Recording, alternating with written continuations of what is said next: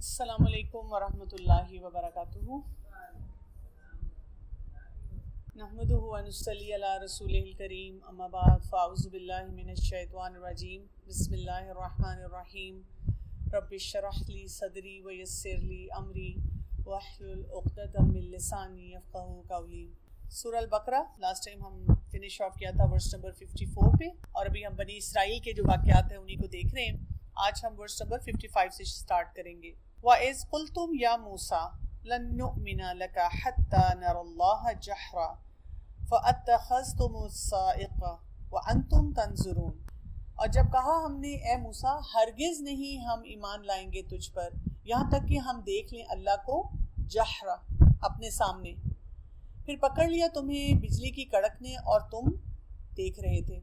یہ وہ وقت تھا جب موسیٰ علیہ السلام کوہ طور پہ گئے تھے اور اللہ تعالیٰ کی طرف سے جو بھی گائیڈ لائن ملی تھی، الہامی پیغام ملا تھا. اور یہاں پہ نا بنی اسرائیل کے اس رویے کو دکھایا جا رہا ہے اور اس کی بات کی جا رہی ہے کہ انہوں نے اس وقت کیا کہا تھا کہ جب تک ہم اپنی آنکھوں کے سامنے نہیں دیکھیں گے، یعنی ہمیں وہ جو ٹرو ایویڈنس ہے وہ نہیں چاہیے، جو ہمارے پرسیپشن سے ایویڈنس درست ہے نا وہ ہمیں چاہیے.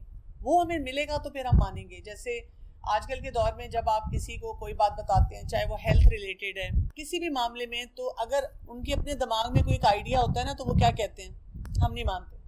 چاہے آپ ان کو کوئی اسٹڈیز دکھا دیں، تھیوریز دکھا دیں، کوئی لاجیکل کوئی ایویڈنس دکھا دیں، وہ کہتے ہیں ہم نہیں مانتے. ان کا اپنا ایک پیراڈائم تھا کہ وہ کسی بات کو ماننے کے لیے تیار نہیں تھے، تو اس لیے انہوں نے یہ بات کہی.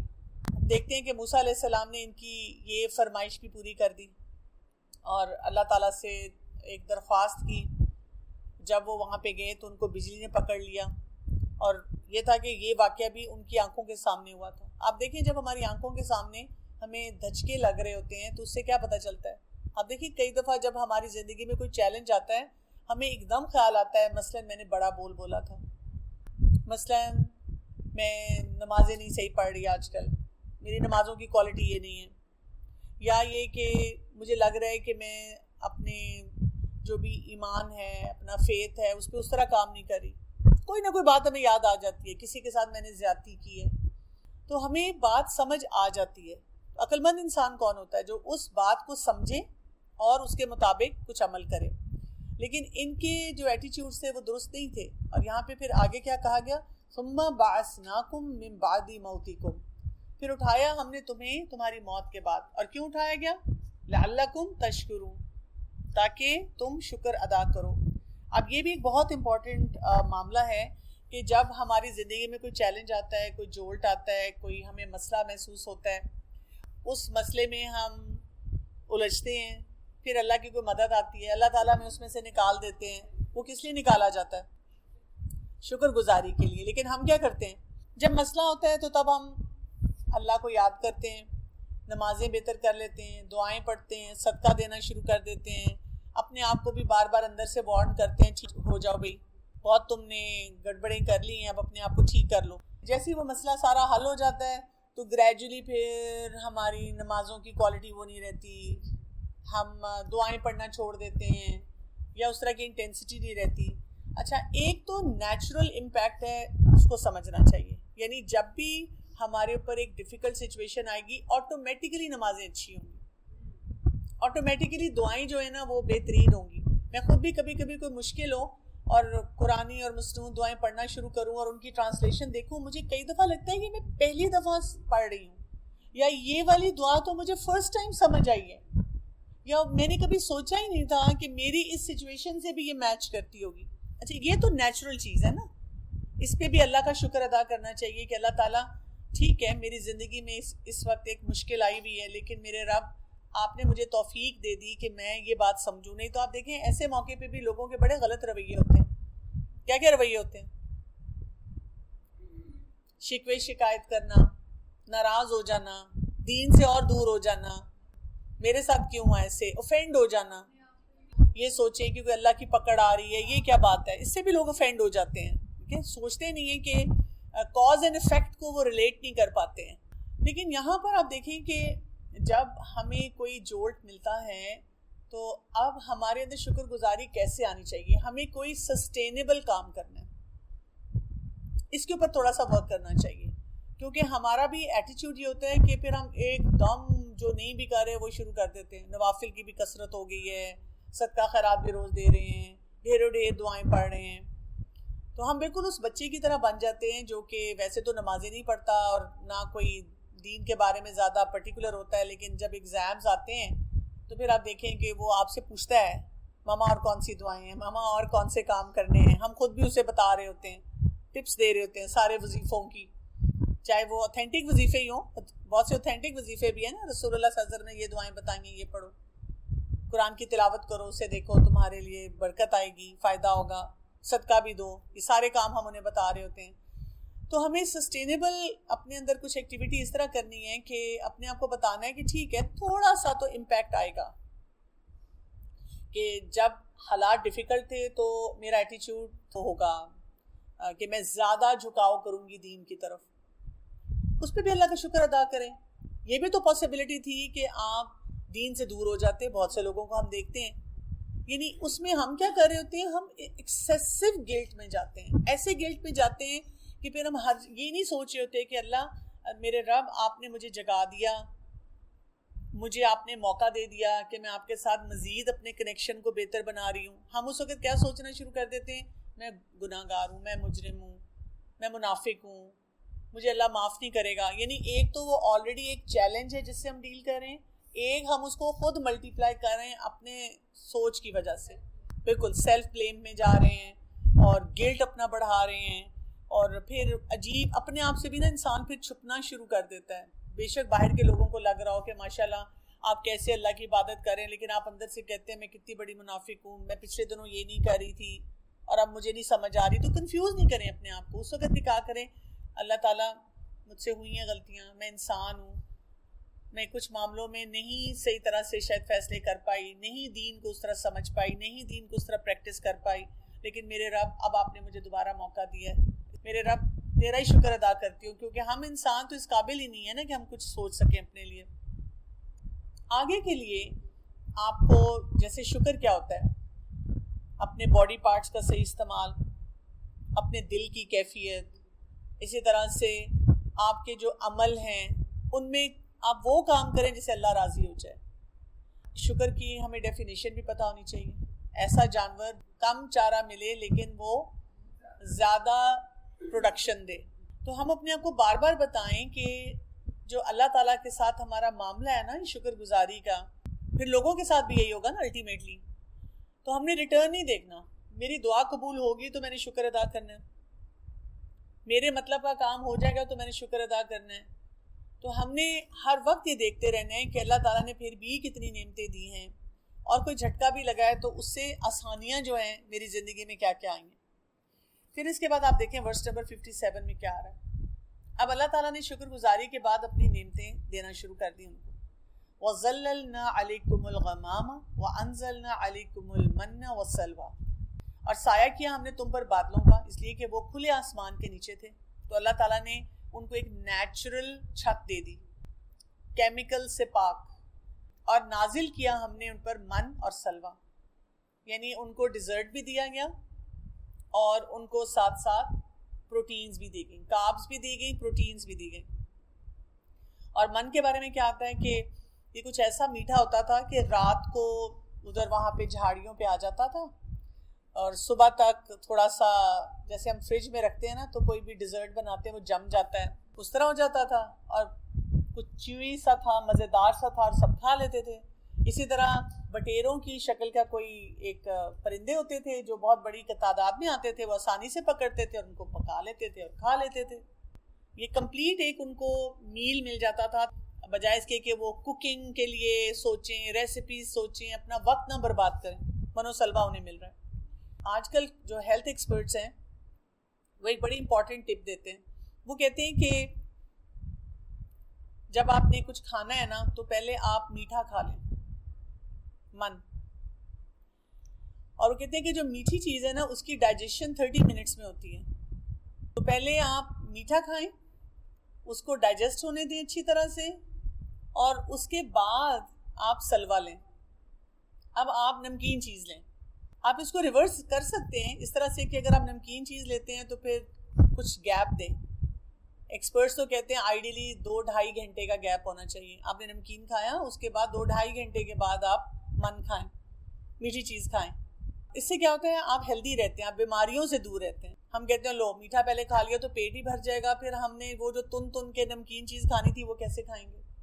یا ہم میٹھے اور نمکین کو مکس کر دیتے ہیں, اس سے کیا ہو جاتا ہے کہ ہمارا ڈائجسٹو سسٹم جو ہے اس پہ بہت زیادہ لوڈ آتا ہے, اور پھر ہم سے وہ چیزیں صحیح طرح سے ہینڈل نہیں ہوتی ہیں, اور ہماری باڈی میں پھر وہ انفلیمیشن اور سٹریس شروع ہو جاتا ہے, اور اس سے پھر مسائل بڑھتے ہیں. تو من و سلوہ ان کو دیا, یعنی ان کو کوئی ایفرٹ نہیں کرنی پڑتی تھی, اور ساتھ ان کو کیا کہا, کلوا من طیبات ما رزقناکم, کھاؤ ان پاک چیزوں میں سے جو رزق دیا ہم نے تمہیں.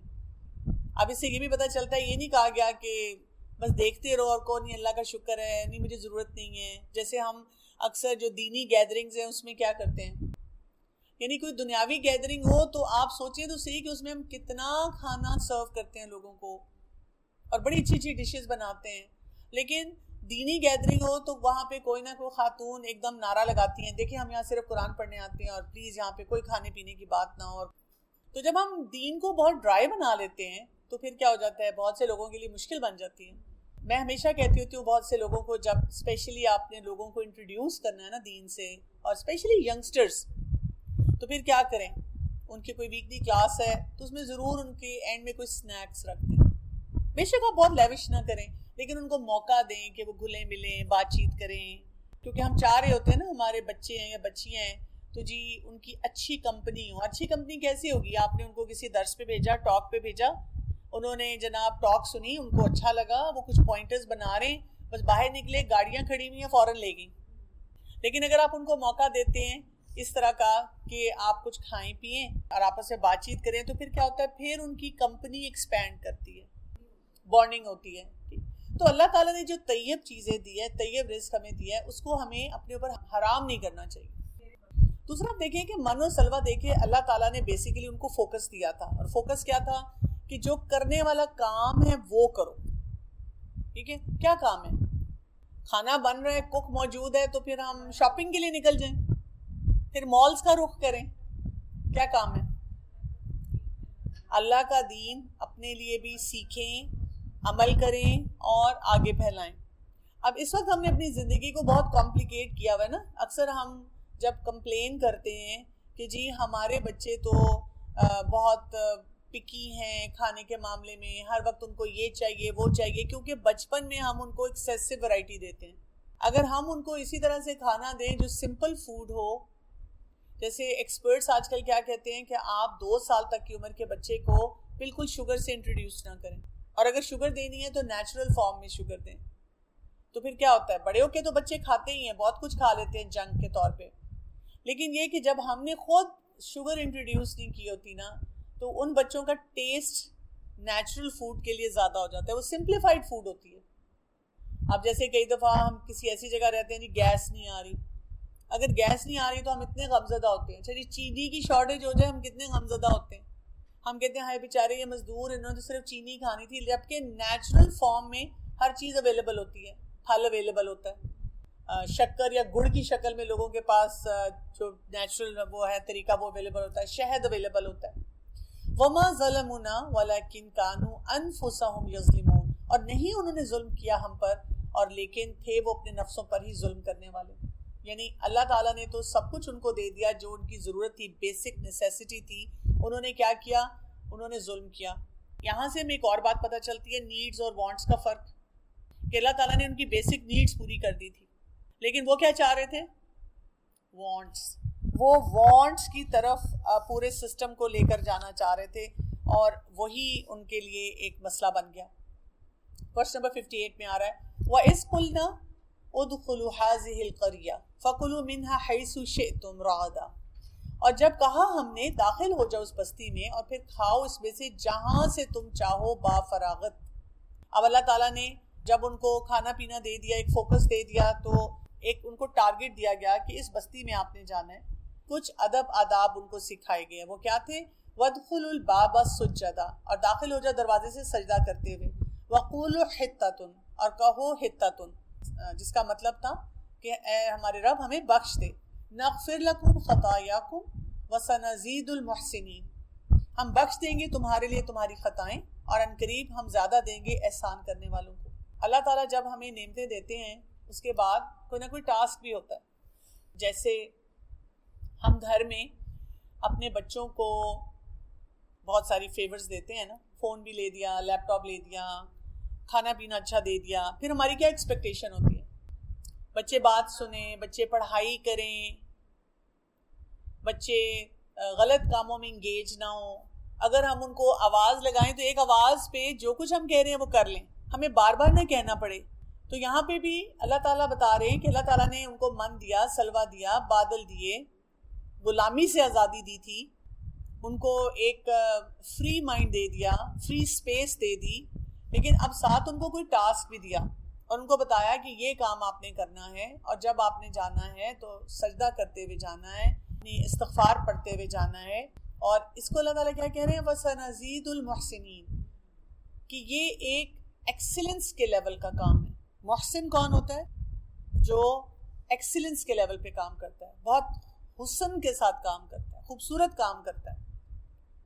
تو آپ دیکھیں کہ کئی دفعہ ہمیں جب ایکسیلنس چاہیے ہوتی ہے کسی معاملے میں تو ہم اپنے آپ کو کتنا پیرانوائڈ کرتے ہیں نا. ہم کہتے ہیں مجھے تو OCD ہو گئی ہے.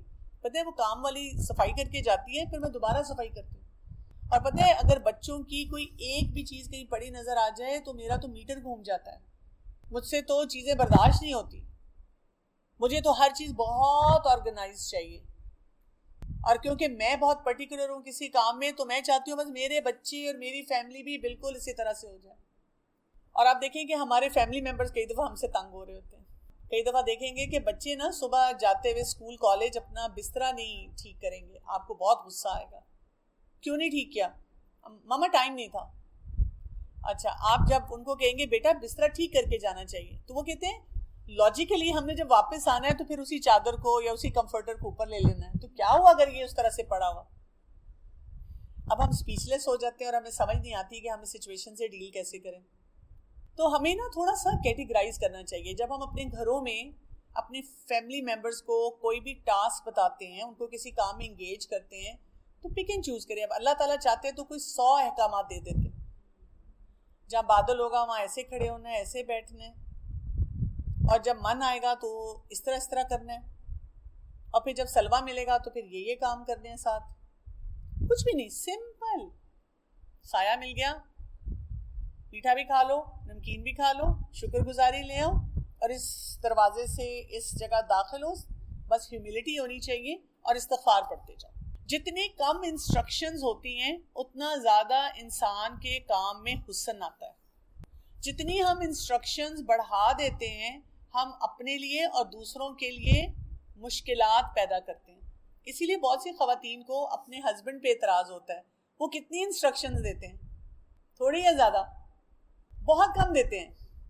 مثلا آپ پیکج تیار کر کے بیٹھے ہوتے ہیں کہ آپ آئیں اور پلیز بیٹے سے بات کریں, بیٹی سے بات کریں, اس کو سمجھائیں, اور ہم ان کو وہی دیتے ہیں کوئی 15-20 پوائنٹ ایجنڈا, یہ آپ نے بات کرنی ہے. اور وہ جا کے کہتے ہیں بیٹا پڑھا کرو, ماما کو تنگ نہ کیا کرو. ہم کہتے ہیں that's it, the game is over. یہ آپ نے بس اتنی سی بات کر دی کہ یہ تو کوئی بات ہی نہ ہوئی, یہ تو مسئلہ نہ حل ہوا, لمبی بات ہونی چاہیے تھی. تو حسن نہیں آتا. اگر آپ چاہتے ہیں کہ آپ کے گھروں میں آپ کے معاملات میں حسن آئے تو اپنی لائف کو بھی سمپلیفائی کریں اور فیملی ممبرز کی لائف کو بھی سمپلیفائی کریں. تھوڑی instruction, focused instruction, pick and choose کریں کہ میرے دماغ میں کوئی 15-20 کام آ رہے ہیں تو اس میں سے کون سے ایسے 4 یا 5 کام ہیں جو میں کرواؤں, جس سے کیا ہو جائے گا, میرا ریلیشن شپ بھی اچھا رہے گا, اور at the very same time جو کرنے کے کام ہیں وہ بھی میرے فیملی ممبرز کو کلیئرٹی سے سمجھ آئیں گے. اور اللہ تعالیٰ کیا کہہ رہے ہیں, وَسَنَزِيدُ الْمُحْسِنِينَ, اللہ تعالیٰ زیادہ دیتا ہے احسان کرنے والوں کو.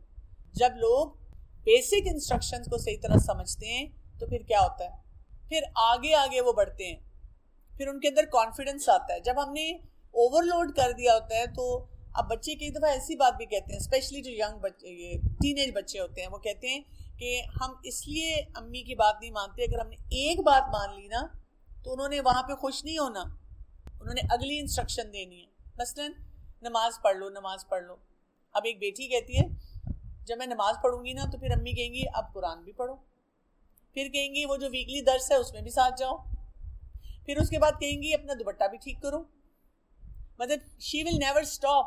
اب دیکھیں کرنے کے کام تو یہی ہے نا, پاتھ تو یہی ہے کہ جب ہم نے بچوں کو نمازیں پڑھوانی ہیں تو ہم نے ان کو اللہ کا بندہ بنانا ہے, ہم نے ان کو باقی انسٹرکشن بھی دینی ہے.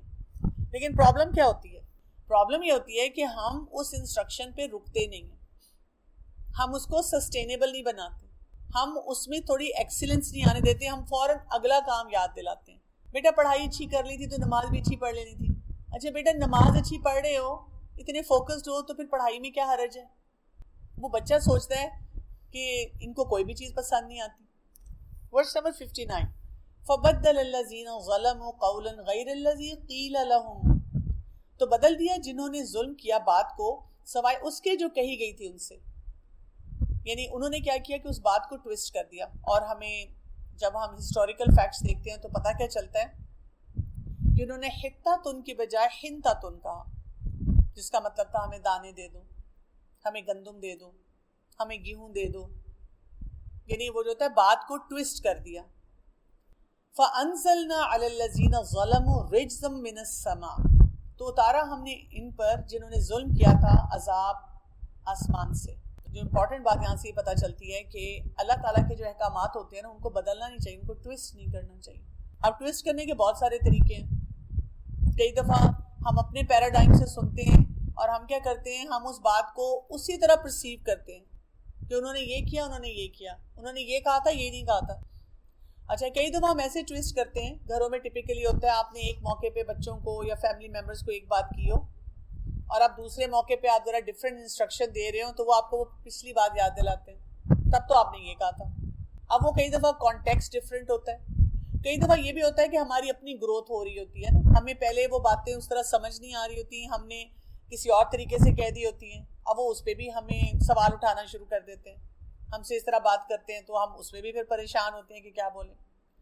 لیکن اوتھینٹک بات جب ہم اپنے اندر صحیح طرح سے لے کر جائیں تو پھر ہمیں اس کو اسی طرح سے بیان کر دینا چاہیے. کبھی کبھی وہ نفس پہ بڑی بھاری ہوتی ہے کیونکہ ہم خود اس طرح نہیں کر رہے ہوتے. تو ایک وہ بات ہوتا ہے کہ مجھ سے ہو رہا ہے یا نہیں ہو رہا, میرا پاتھ ہے. لیکن ایک یہ کہ جو اللہ کا حکم ہے, اللہ تعالیٰ کی طرف سے کوئی بھی بات ہمیں بتائی گئی ہے, حدیث میں آئی ہے, ہم اس کو ایز اٹ از بیان کر دیں. کئی دفعہ ہمیں یہ ڈر ہوتا ہے کہ جب ہم یہ بات کریں گے تو اگلا انسان کہے گا کہ تم تو یہ پریکٹس کرتی نظر نہیں آ رہی. تو ہم کہہ سکتے ہیں اگر کوئی پوچھے, ظاہر ہے میں بھی ابھی اسٹرگل کر رہی ہوں اس ایریا میں بھی کوشش کر رہی ہوں کہ اس کو مزید سیکھوں. لیکن یہ یاد رکھ لیں کہ بنی اسرائیل کے ساتھ کیا ہوا, جب انہوں نے اتنا بولڈ سٹیپ لے لیا, غلط ڈائریکشن میں لے لیا, تو پھر اللہ تعالیٰ کی طرف سے جب انہوں نے ظلم کیا تو رجزم من السما, ان کے اوپر ایک اللہ تعالیٰ کی طرف سے عذاب آیا. رجز جو ہوتا ہے ایسی سزا کو کہتے ہیں جو دل کو جا کر بے چین کر دے, بہت بے چینی والا عذاب تھا ان کے لیے. بما کانوا یفسقون, کیوں, کس وجہ سے, کہ وہ کیا کر رہے تھے, فسق. فسق کی ڈیفینیشن یاد ہے نا, جب آپ کو کلیئر باؤنڈری ملی ہوئی ہوتی ہے اور پھر آپ اس باؤنڈری کو بریک کرتے ہیں. آپ کو کلیئرٹی سے پتا ہے کہ اس جگہ میں نہیں جا سکتی, یہ نہیں بول سکتی, یہ کام مجھے ایسے ہی کرنا چاہیے, اور پھر آپ نہیں کر رہے, پھر آپ اس کو ٹویسٹ کریں. جیسے آپ کو کلیئرٹی سے پتا ہے کہ جب ہم کہتے ہیں کہ میں مسلمان ہوں تو مجھے 5 وقت کی نماز پڑھنی ہے, لیکن آپ کہتے ہیں میرا دل صاف ہے, دل صاف ہے, ضرورت نہیں ہے, میرا اور اللہ کا معاملہ, تمہیں کیا پرابلم ہے بھائی, جب میرا دل چاہے گا, جب میں کنونس ہوں گا. جبکہ اگر سورہ البقرہ جب ہم شروع کرتے ہیں تو دیکھیں شروع میں ہی آ گیا کہ یہ تو پری ریکویزٹ آ گیا, پہلے آپ نے کوانٹٹی پوری کرنی ہے, پھر کوالٹی کو آپ نے آہستہ آہستہ بڑھانا ہے. تو ہم نے گھروں میں بھی بچوں کو بتانا ہوتا ہے کہ جی یہ تو متقی کی کوالٹی بتائی گئی ہے, تو ہم اس باؤنڈری سے باہر نہیں جا سکتے, اس کو توڑ نہیں سکتے. تو یہ نہیں تھا کہ بنی اسرائیل کہتے کہ سوری مجھے سمجھنے میں مشکل ہوئی. تو فاسق ہوتا ہی وہ ہے جس کو پتا ہے, جیسے آپ ڈرائیونگ کرتے ہیں, آپ کو پتا ہے آپ کو سیٹ بیلٹ باندھنی ہے, یا آپ کو پتا ہے کہ مجھے ڈرائیو کرتے ہوئے فون نہیں سننا, اور اگر آپ کہیں جا رہے ہیں اور آپ یہ 2 کام کر رہے ہیں, پولیس مین آپ کو روکتا ہے تو آپ کو سمجھ آ جاتی ہے کہ کیوں روکا ہوگا. ہاں آپ ایکٹ انوسینٹ کرتے ہیں کہ کیا ہوا, لیکن آپ کو اندر سے پتا ہوتا ہے کہ مجھ سے کیا غلطی یا کیا گڑبڑ ہو چکی ہے. ورس نمبر 60 پہ آتے ہیں. وَإِذِ اسْتَسْقَىٰ مُوسَىٰ لِقَوْمِهِ فَقُلْنَا اضْرِب بِعَصَاكَ الْحَجْرَ, اور جب پانی مانگا موسیٰ علیہ السلام نے اپنی قوم کے لیے. ان کا جو نمبر تھا تقریباً 6 لاکھ بتایا جاتا ہے جو بنی اسرائیل تھے اس وقت. اور جب وہ وہاں پر صحرا میں تھے تو ان کے پاس پانی نہیں تھا. تو یہ 12 قبیلوں میں تھے. تو انہوں نے پھر موسیٰ علیہ السلام سے جب کہا کہ بھی ہمیں پانی چاہیے تو موسیٰ علیہ السلام نے اللہ سے دعا کی. فَقُلْنَا اضْرِبْ بِعَصَاكَ الْحَجْرَ، تو کہا ہم نے مارو اپنے عصا کو اس پتھر پہ. جب پتھر پہ مارا تو کیا ہوا؟ فَانْفَجَرَتْ مِنْهُ اثْنَتَا عَشْرَةَ عَيْنًا، تو پھوٹ پڑے اس میں سے 12 چشمے. اب یہاں سے ہمیں کیا پتہ چلتا ہے؟ ہم جیسے ہی دین پہ کام کرنا شروع کرتے ہیں ہم ڈس آرگنائزڈ ہو جاتے ہیں. ہم اپنے سارے آرگنائزیشنل سکلز کو چھوڑ دیتے ہیں. جبکہ یہاں کیا نظر آ رہا ہے کہ 12 قبیلے ہیں تو اللہ تعالیٰ نے 12 چشمے دیے. آرگنائز طریقے سے گروپنگ کر کے ان کو وہ کام دیا. تو ہمارا دین ہمیں دعوت دیتا ہے کہ ہم ہر کام کو آرگنائز طریقے سے کریں. ہمارا حال تو یہ ہے کہ ہم عبایا پہننا شروع کرتے ہیں تو ہم سب سے پہلے پھیل جاتے ہیں. ہم کہتے ہیں اب جتنا مرضی وزن ہو جائے اللہ کی خاطر کھاؤ من اور سلوہ، حلوے کھاؤ. اور کپڑے اچھے بنانا چھوڑ دیتے ہیں، اچھے کپڑے پہننا چھوڑ دیتے ہیں. بلکہ کوئی ہمیں ساتھ بیٹھی ہوئی بہن کہتی ہے یو آر سو لکی نا، تم عبایا پہنتی ہو تو تم بے شک پجاماز میں کہیں چلی جاؤ، نائٹ سوٹ میں چلی جاؤ، فرق ہی نہیں پڑتا. اور ہم بھی کہتے ہیں واقعی کپڑے بنانے کی کیا ضرورت ہے، اچھے کپڑے پہننے کی کیا ضرورت ہے. تو ہم کیا کرتے ہیں کہ اپنی ساری آرگنائزیشن کو چھوڑ دیتے ہیں. ہم کہتے ہیں گھر کی صفائی کی کیا ضرورت ہے، کسی جگہ بیٹھ کے کوئی اچھے طریقے سے کام کرنے کی کیا ضرورت ہے. اسی لیے آپ دیکھیں لوگوں کا بھی مائنڈ سیٹ بنا ہوا ہے. انہوں نے کسی نہ کسی دیندار شخص کو دیکھا ہوتا ہے جس نے جب دین پڑھنا شروع کیا تو ہر چیز کو کہہ دیا یہ دنیاوی ہے، اس کو چھوڑ دو. کوئی ضرورت نہیں ہے ٹائم مینجمنٹ کی، کوئی ضرورت نہیں ہے آرگنائزیشنل سکلز کی، کوئی ضرورت نہیں ہے پلان کرنے کی. دیکھیں ہم پلان کر کے کیا کریں گے، ہم تو انسان ہیں، اصل پلاننگ تو اللہ کی طرف سے ہے، جو اللہ نے قسمت میں لکھا ہے وہ ہو جائے گا. جبکہ اللہ سبحانہ تعالیٰ کیا چاہتے ہیں کہ ہم آرگنائزڈ ہوں، ہم پلانڈ ہوں. ہم لوگوں کو بھی یہ کانسیپٹ دیں کہ آرگنائزیشن صحیح طرح سے کی جائے، اپنی زندگی میں لائی جائے. قد علم کل اناس مشربہم، تحقیق جان لیے سب لوگوں نے گھاٹ اپنا. ہمیں بہت کلیئرٹی سے کہیں پہ بھی جا کے پتہ ہونا چاہیے کہاں بیٹھنا ہے، کس ایریے میں جانا ہے، کہاں نہیں جانا. بیل دینی ہے تو کتنی دفعہ دینی ہے. آپ دیکھیں ہم ٹریول کرتے ہیں تو ہمیں پتہ ہوتا ہے، اسپیشلی بائی ایئر ٹریول کریں آپ کو پتہ ہے یہ میرا سیٹ نمبر ہے. ہم کہیں اور بیٹھ جاتے ہیں، پھر ہمیں آ کے کوئی نہ کوئی اٹھاتا ہے کہ یہ جی آپ کی سیٹ نہیں ہے.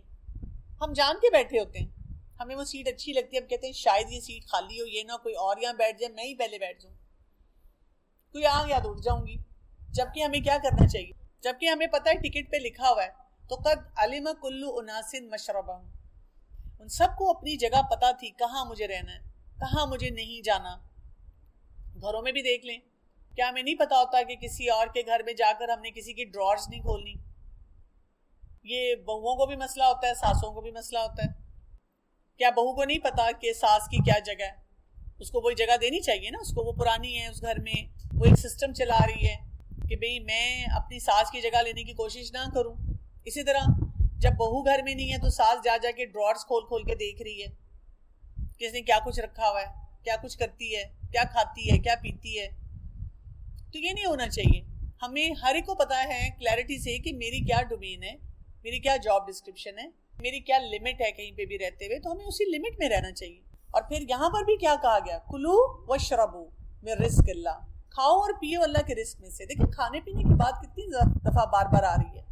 ہمیں ڈرائی زندگی نہیں دی گئی ہے کھانے پینے کے بغیر، کھا پی نہیں سکتے.